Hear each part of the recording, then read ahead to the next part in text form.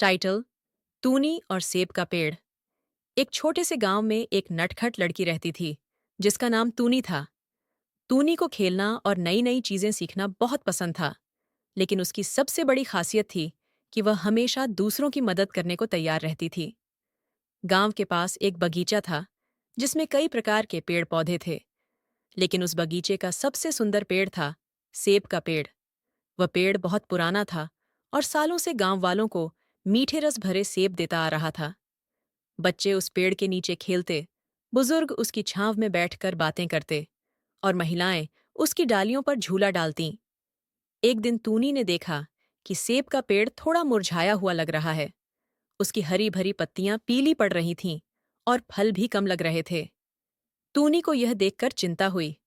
वह भागकर गांव के बड़े बुजुर्गों के पास गई और बताया, हमारे सेब का पेड़ बीमार लग रहा है, हमें कुछ करना चाहिए। लेकिन गांव के लोग अपने कामों में व्यस्त थे। उन्होंने कहा, तूनी, यह तो बस मौसम का असर है, कुछ दिनों में सब ठीक हो जाएगा। तूनी को यह जवाब सही नहीं लगा। उसने ठान लिया कि वह अकेले ही पेड़ की देखभाल करेगी। अगले दिन से तूनी ने सेब के पेड़ के पास जाना शुरू किया। उसने पुराने पत्तों को हटाया, पेड़ के चारों ओर की मिट्टी को साफ किया और उसे पानी दिया। तूनी हर दिन पेड़ से बातें करती। वह कहती, सेब के पेड़, तुम हमारा सहारा हो, तुम्हें जल्दी ठीक होना है। कुछ हफ्तों बाद तूनी को एक बूढ़े आदमी ने देखा। वह गांव के सबसे अनुभवी माली थे। उन्होंने पूछा, तूनी, तुम यहाँ हर रोज क्यों आती हो? तूनी ने पूरी बात बताई। माली हंसे और बोले, तुम बहुत बहादुर हो बेटी। पेड़ों को प्यार और देखभाल की जरूरत होती है। मैं तुम्हारी मदद करूंगा। माली और तूनी ने मिलकर पेड़ की सही देखभाल शुरू की।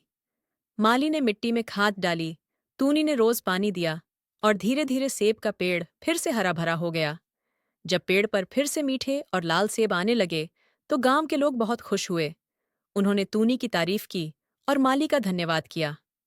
तूनी ने मुस्कुराते हुए कहा, ये पेड़ हमारा दोस्त है, हमें दोस्तों का ख्याल रखना चाहिए। उस दिन से गांव के लोग पेड़ों की देखभाल करने लगे और तूनी का नाम पूरे गांव में मिसाल बन गया। शिक्षा: पेड़ पौधों की देखभाल करना हमारा कर्तव्य है। अगर हम उनकी रक्षा करेंगे तो वे भी हमारी मदद करेंगे।